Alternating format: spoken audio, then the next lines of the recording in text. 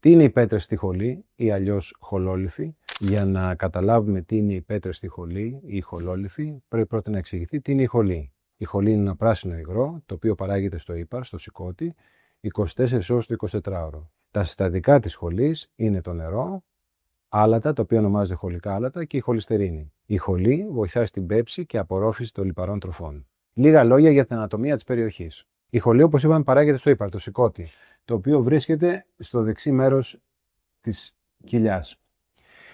Από εκεί ένα μέρος της μεταφέρεται στο έντερο, στο δωδεκαδάχτυλο. Ζωγραφίζω τώρα το στομάχι και το δωδεκαδάχτυλο που είναι η συνέχεια του στομάχου, και μεταφέρεται στο έντερο μέσα από ένα σωληνάκι, το οποίο λέγεται κοινός χολιδόχος φόρος.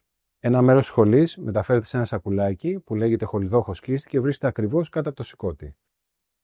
Αυτό το σακουλάκι ενώνεται με τον κοινό χολιδόχο πόρο, δηλαδή το μεγάλο σωληνάκι, με ένα μικρότερο σωληνάκι, τον κιστικό πόρο.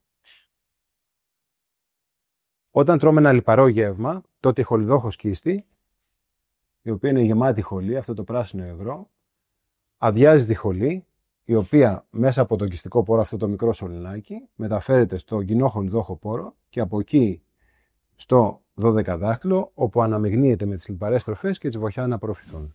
Πώς δημιουργούνται οι πέτρες στη χολή? Όταν διαταραχθεί η ισορροπία ανάμεσα στα συστατικά της χολής, δηλαδή το νερό, τα χολικά άλατα και τη χολυστερίνη, η χολυστερίνη πάβει να είναι διανυμένη σε υγρή μορφή και τότε αρχίζουν και δημιουργούνται μικροί κρίσταλλοι χολυστερίνης ή αλλιώς η λεγόμενη λάσπη. Η δημιουργία λάσπης αποτελεί το πρώτο στάδιο, ενώ σιγά σιγά αυτοί οι μικροκρίσταλλοι χολυστερίνης αρχίζουν να οργανώνονται σε όλο ένα και μεγαλύτερους κρυστάλλους χολυστερίνης και σχηματίζουν αυτό που λέμε πέτρες στη χολή ή αλλιώς χολόλιθοι. Οι χολόλιθοι μπορούν να ποικίλουν από έναν μέχρι μερικές δεκάδες. Η παρουσία των χολόλιθων ονομάζεται χολολιθίαση. Σε επόμενο βίντεο θα μιλήσουμε για τα συμπτώματα της χολολιθίασης και τη διάγνωση.